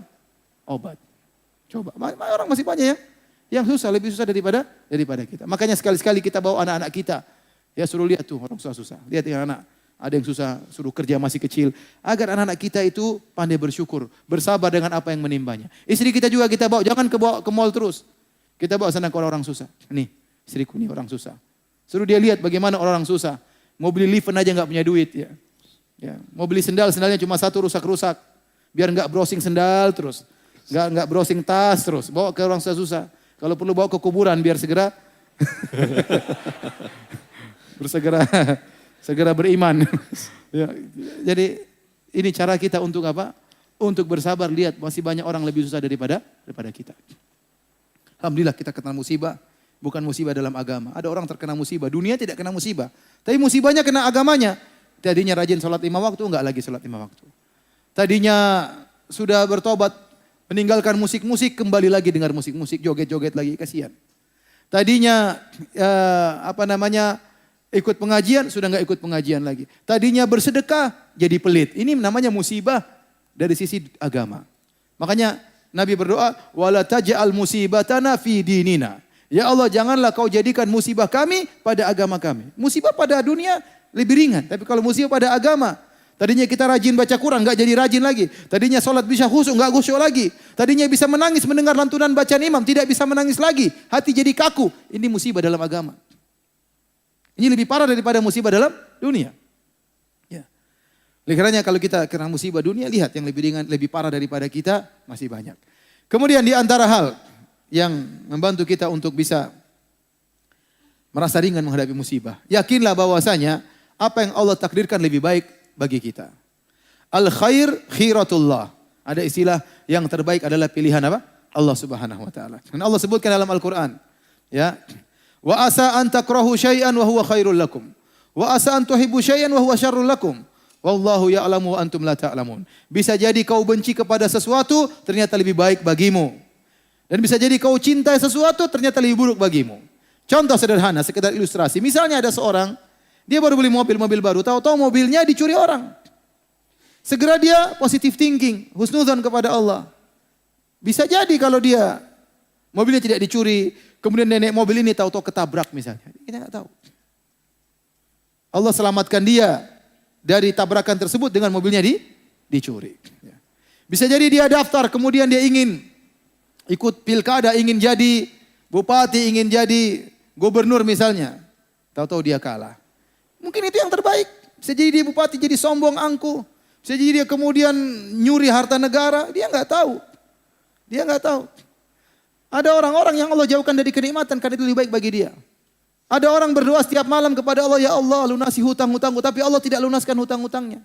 Kenapa? Karena Allah tahu kalau dia lunasi hutangnya tidak sholat malam lagi. Udah biar dia berhutang terus sehingga tiap malam apa? Berdoa kepada Allah Subhanahu wa taala.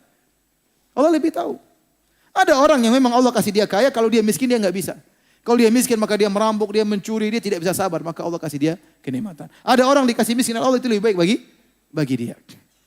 Jadi kita selalu berpikiran baik bahwasanya al khair khiratullah. Yang terbaik adalah pilihan Allah Subhanahu wa taala. Ada suatu cerita ini tersebar di internet, wallahu a'lam akan benarnya. Kalau tidak benar mungkin sekedar ilustrasi. Tentang seorang menteri yang dia selalu jika melihat orang terkena musibah, dia selalu berkata, al khairu khiratullah. Yang terbaik adalah pilihan Allah. Dia selalu mengatakan demikian. Setiap orang terkena musibah, dia datang, dia nasihati. Ya akhi, yang terbaik pilihan Allah Subhanahu wa taala. Ada orang terkena musibah, dia datang lagi. Ya akhi, yang terbaik adalah pilihan Allah Subhanahu wa taala. Sampai suatu hari sang raja tidak sengaja jarinya putus. Maka menteri itu pun datang. Menteri bilang, wahai raja, yang terbaik pilihan Allah. Rajanya marah. Kurang ajar, ini terbaik pilihan Allah, jadi saya putus. Penjarakan menteri ini. Akhirnya menteri tersebut dipenjara. Waktu dia dipenjara dia mengatakan, al khair khiratullah. Yang terbaik pilihan Allah. Saya dipenjara lebih baik. Akhirnya satu hari sang raja keluar bersama sebagian pengawalnya berburu. Berburu dia pergi mengejar buruan. Tahu-tahu mereka pergi jauh. Terjebak di suatu kabilah-kabilah tertentu. Penyembah ruh. Akhirnya mereka mengepung raja dan pengawalnya. Ditangkaplah raja dan pengawalnya.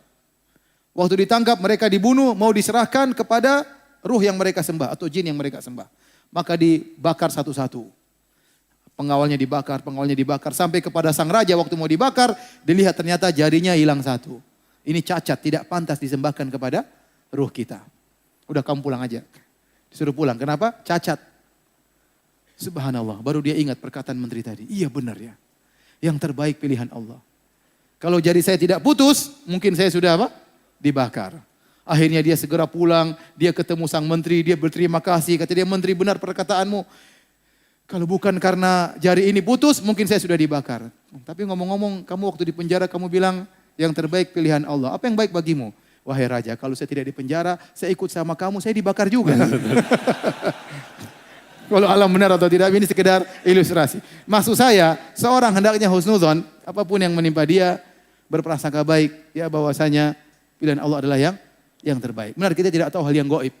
Yang tahu adalah Allah Subhanahu wa ta'ala. Yang tahu adalah Allah Subhanahu wa ta'ala. Saya dulu pernah punya kejadian, saya ingin beli rumah. Bukan beli rumah, mau dibelikan orang. Saya ingin dibelikan rumah oleh saudara, kerabat. Waktu harganya sekitar 47 juta kalau nggak salah. Rumah mungkin 150 meter, ya bagus lah ya. Bagi orang yang tidak punya rumah sangat bagus. Saya tidak punya apa-apa waktu itu ya. Akhirnya saya tawar, orangnya mau jual. Saya bahagia sekali. Wah, alhamdulillah nih dapat rumah, nggak keluar uang 1 rupiah pun bisa saya tempati. Tahu-tahu ada ikhwan ya yang nyelonong masuk, tawar lebih tinggi. Entah dia tawar 50 juta, pokoknya lebih mahal. Itu sekitar tahun 2000-an ya. Namanya penjual, kasih pilihan 45 sama 50, dia pilih mana? Ya 50 lah. Akhirnya saya sampaikan sama ikhwan tersebut, saya kan sudah tawar di luar. Ikhwan tersebut alasan, enggak ini saya darurat karena untuk kakak saya macam-macam. Akhirnya enggak jadi apa?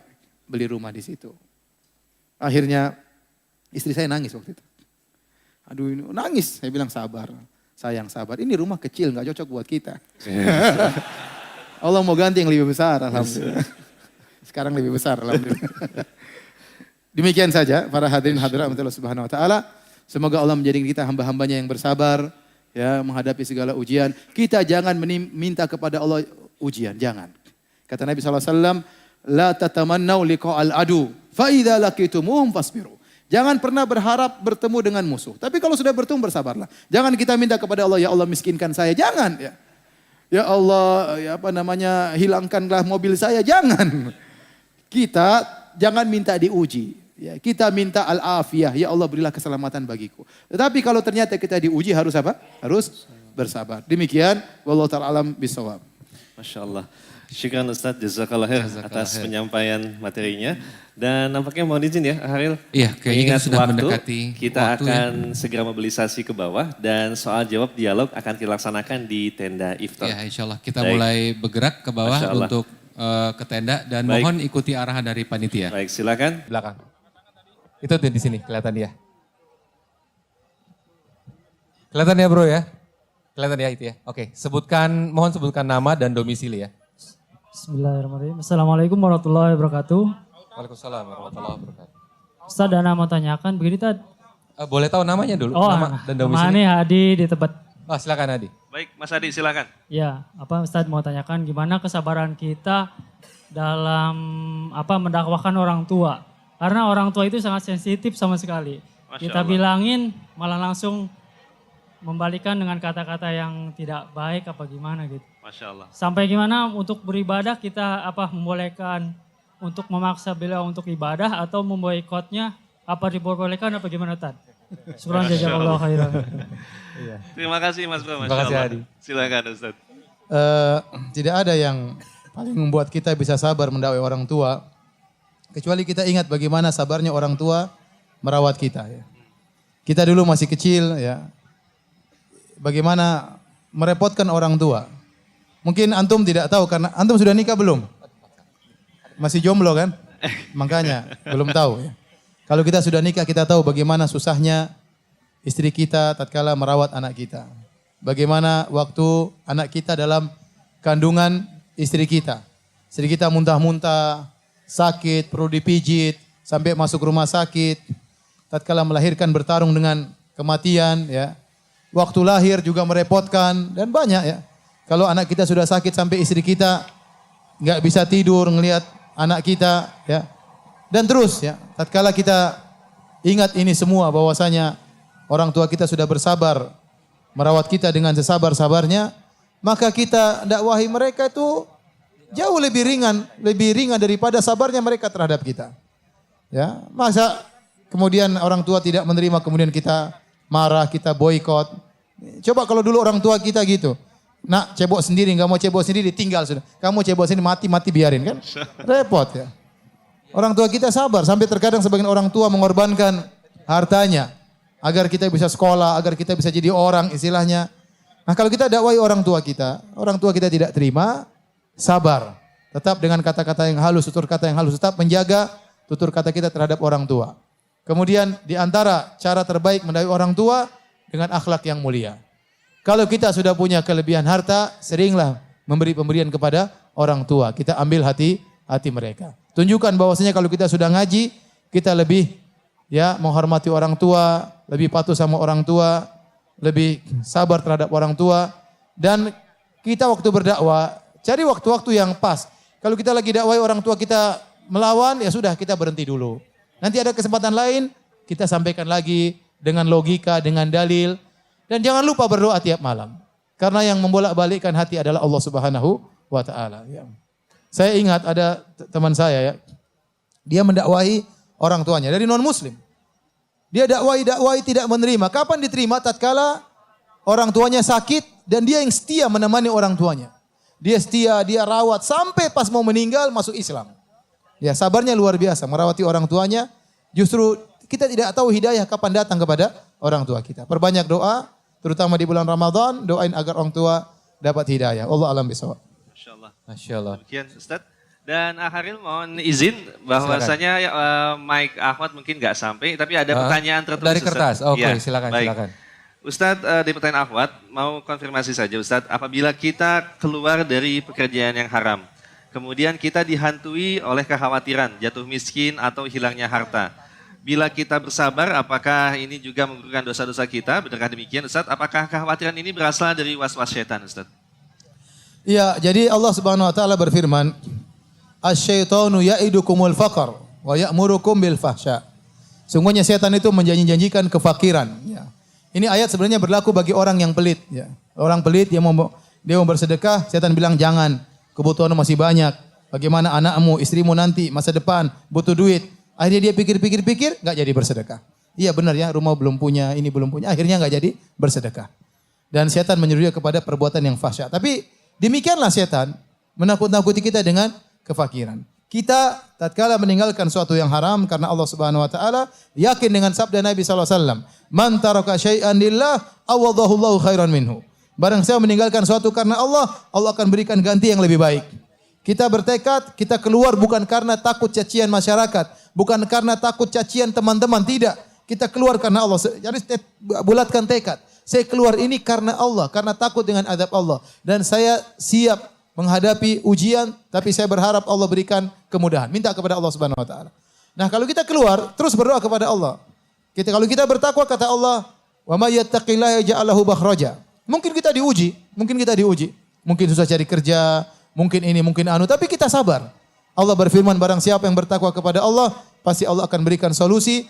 Wa yarzuquhu min haitsu la yahtasib. Dan Allah akan berikan rezeki dari arah yang tidak dia sangka-sangka. Ini benar-benar dirasakan oleh orang yang beriman. Tanyakan kepada banyak orang beriman. Betapa sering mereka dapat rizki dari arah yang mereka tidak sangka-sangka. Maka saya nasihatkan kepada akhwat yang ingin meninggalkan pekerjaan yang haram. Tuluskan niat, ikhlaskan niat karena Allah. Bukan karena takut cercaan orang. Bukan karena takut pembicaraan orang. Bukan supaya dibilang saya sudah berhijrah. Enggak. Tinggalkan perbuatan tersebut karena Allah. Kemudian yang kedua, tingkatkan ketakwaan. Begitu Anda meninggalkan pekerjaan, salat malam, berdoa kepada Allah. Ya Allah, saya tinggalkan ini semua karena Engkau ya Allah. Jangan hinakan aku ya Allah. Jangan jadikan aku minta-minta kepada orang lain ya Allah. Sebagaimana Kau menjaga wajahku tidak sujud kepada selain Engkau, jagalah diriku jangan sampai aku mengemis pada orang lain. Menangis minta kepada Allah. Insya Allah ada solusi. Masya Allah. Syukran Ustaz. Jazakallah khair. Silakan Bro Haril untuk pertanyaan brothers Oke, atau sekarang brothers lagi. Depan Baik. silakan. Oke, paling depan. Boleh pakai ini. Silakan. Silakan. Sengaja ya, ke depan mau nanya ya. Masya Allah. Saya kasih bukan nama dan domisili. Bismillahirrahmanirrahim. Assalamualaikum warahmatullahi wabarakatuh. Waalaikumsalam warahmatullahi wabarakatuh. Nama saya Lutfi dari Depok. Silakan Mas Lutfi. Saya calon mahasiswa yang insya Allah nanti tanggal 15 mau ujian di UIN Syarif Hidayatullah. Masya Allah. Nah, jadi salah satu dari hal yang menarik dari Al-Azhar ini saya tahu adalah wasatiyatul Islam. Dan saya mau tahu lebih banyak tentang wasatiyatul Islam itu. Mungkin itu pertanyaannya. Wasatiyatul Islam. Wasatiyah Islam, kalau kita bicara secara syar'i ya, antum melihat ada wasatiyah pada Al-Azhar, alhamdulillah ya. Wasatiyah orang sering terjemahkan dengan moderat, tapi sebenarnya wasatiyahnya sikap tengah. Kita Islam sikap tengah ya. Jangan gulu, jangan tafrid. Gulu itu terlalu ekstrim, tafrid meremehkan. Islam tidak demikian ya. Ada contoh dalam Islam ada kelompok yang di ujung, tidak di tengah. Dan itu banyak. Contoh misalnya dalam masalah keimanan. Ada namanya Khawarij, ada namanya Murji'ah. Khawarij mudah mengkafirkan orang, Murji'ah mengatakan yang bermaksiat pun imannya tinggi. Ahlus sunnah wasatiyah, tengah. Ya, orang yang melakukan maksiat tidak dikatakan kafir, namun tidak dikatakan imannya tinggi seperti imannya Jibril. Imannya berkurang. Ini contoh. Contoh dalam masalah misalnya kepada para wali. Ada orang berlebih-lebihan menganggap wali sampai pada derajat mungkin nabi, sampai dikatakan maksum, kalau sudah meninggal diminta-mintai. Saya rasa Al-Azhar tidak pernah mengajarkan demikian. Dan sebaliknya juga bukan meremehkan, wali dianggap orang biasa, ya, diremehkan, tidak dihargai, tidak dihormati juga tidak. Kita di tengah-tengah, menghargai para ulama, menghargai para wali, namun tidak kita angkat derajatnya berlebihan sampai sederajat nabi, tidak mungkin salah. Ini tidak benar. Tidak ada yang maksum. Yang maksum cuma siapa? Nabi SAW. Kata Imam Malik, kullun yu'khadu qawluhu wa yurad ila sahib hadal qabr. Setiap orang boleh diambil perkataannya dan boleh ditolak kecuali Nabi SAW. Dalam banyak hal. Contoh saja masalah berpakaian. Ya, sebagian orang berlebih-lebihan menyangka bahwasanya semua misalnya yang dipakai oleh Nabi sunnah sampai zaman sekarang. Sehingga mereka menganggap misalnya sorban adalah sunnah. Kemudian misalnya pakai jubah adalah sunnah. Contohnya mereka menyangka bahwasanya naik onta sunnah misalnya. Atau makan korma sebagai makanan pokok sunnah. Ini tidak benar ya. Itu namanya perkara-perkara jibili, perkara-perkara adat di zaman Arab. Bukan itu sunnah. Yang sunnah adalah pakaian yang syar'i, menutup aurat ya. Kemudian tidak tampil beda di antara masyarakat seperti itu. Ya, sebagian lain berlebih-lebihan ya, tidak mempedulikan pakaian-pakaian ala barat, pakaian ala orang-orang non muslim misalnya. Ya, kita di tengah-tengah, kita bilang kita pakaian kesopanan, tidak harus modelnya seperti di zaman Nabi pakai sorban, Nabi juga dahulu pakai rida. Rida itu seperti kain ihram. Sarung sama apa? Sama selendang. Dulu pakaian sehari-hari Nabi SAW. Terkadang dia pakai jubah, terkadang dia pakai rida. Makanya waktu tadi saya sebutkan waktu Nabi mengalami di perang Badar, Nabi berdoa sampai ridanya jatuh. Kemudian diambil oleh Abu Bakar. Kalau zaman sekarang ada orang ingin menjalankan sunnah Nabi, kata dia, sunnah Nabi kita pakai pakaian seperti Nabi SAW. Ya udah, ente pakai sarung, pakai selendang, ente jalan di tengah kota. Apa kata orang ya? Apalagi masuk kantor, tentunya tidak benar. Bukan begitu maksud Nabi. Maksudnya ente pakai pakaian seperti di Indonesia, pakai pakaian Islami, pakai koko, pakai ya enggak apa-apa, pakai celana, tapi yang penting kesopanan. Ya, jadi kita di tengah-tengah dalam segala hal. Ya. Dalam segala hal. Itu namanya wasatiyah. Dalam akidah, dalam akhlak, kemudian dalam ibadat. Ya, ini ada wasatiyah. Masya Allah. Ahril, mohon izin Coba, sekarang tadi ya, dari Ustaz menyampaikan lagi ya. tentang sikap pertengahan terhadap akhlak Nabi. Ustaz, yang sedang terangkat ini Ustaz, bagaimana sikap pertengahan dalam menyikapi mengambil keberkahan terhadap peninggalan-peninggalan Nabi Ustaz? Baik itu baju, bekas rambut dan sebagainya. Peninggalan Nabi, dahulu Nabi SAW spesial. Seluruh tubuhnya berkah. Bahkan air liurnya berkah. Bahkan ludah Nabi berkah. Rambut Nabi berkah. Sallallahu alaihi wasallam. Tatkala terjadi peristiwa Hudaybiyah, waktu para sahabat hendak berumrah dengan Nabi sekitar 1.400 orang, mereka dilarang oleh orang kafir musyrikin sehingga mereka tidak bisa masuk. Akhirnya diutuslah utusan kaum muslimin, kaum musyrikin untuk berunding dengan Nabi sallallahu alaihi wasallam. Waktu salah seorang utusan datang, mereka lihat para sahabat begitu mengagungkan Nabi sallallahu alaihi wasallam. Tidaklah Nabi meludah kecuali ludahnya diperebutkan oleh para sahabat. Ini menunjukkan ludah Nabi berkah. Apalagi badan Nabi. Ada sahabat lihat Nabi pakai baju, kemudian dia minta, ya Rasulullah, ya ma'ahsana haza. Ya Rasul, ini bajumu begitu bagus, berikan padaku. Nabi kasih. Bukan apa-apa, sahabat ini tahu baju ini sudah keringat, kena keringat Nabi SAW. Dia ingin pakai. Dia ingin dijadikan kafannya. Akhirnya jadi kafan dia. Kemudian Nabi SAW waktu hajian, Nabi mencukur rambutnya, Nabi bagi-bagi rambutnya kepada para sahabat. Kenapa? Karena rambut Nabi berkah. Nah, yang jadi masalah peninggalan-peninggalan Nabi tersebut yang ada zaman sekarang tidak ada satupun yang bisa dipastikan itu benar-benar dari jasad Nabi Shallallahu Alaihi Wasallam. Tidak ada yang bisa dipastikan. Ya, saya tinggal di Arab Saudi sih tidak ada peninggalan-peninggalan Nabi Shallallahu Alaihi Wasallam seperti itu. Kemudian zaman sekarang ada orang bilang ini rambut Nabi dan ini sering terjadi. Dulu ada sempat orang bawa rambut Nabi, katanya rambut Nabi 15 meter katanya rambut Nabi Shallallahu Alaihi Wasallam. Jadi benarkah? Dari mana? Benarkah ini? Dari mana Anda yakin ini adalah rambut Nabi? Mana sanadnya? Mana buktinya? Adakah periwayatan dari rambut dinukil dari atas ke bawah, dari kakek saya, dari kakek saya, dari kakek saya terus. Kemudian kakek-kakek ini siapa yang bisa memeriksa kesikohannya, dia amanah atau tidak? Jangan-jangan di tengah ada yang bohong. Jangan-jangan di kakek ke-20 ternyata bohong. Dia ambil rambut sembarang, dia bilang ini rambut Nabi SAW. Masalahnya kita ingin bertabaruk dengan rambut tersebut. Maka kita harus bisa pastikan rambut ini benar-benar dari Nabi SAW. Apalagi dari luar negeri dibawa ke tanah air. Ada buktinya atau tidak? Kalau ada, silakan.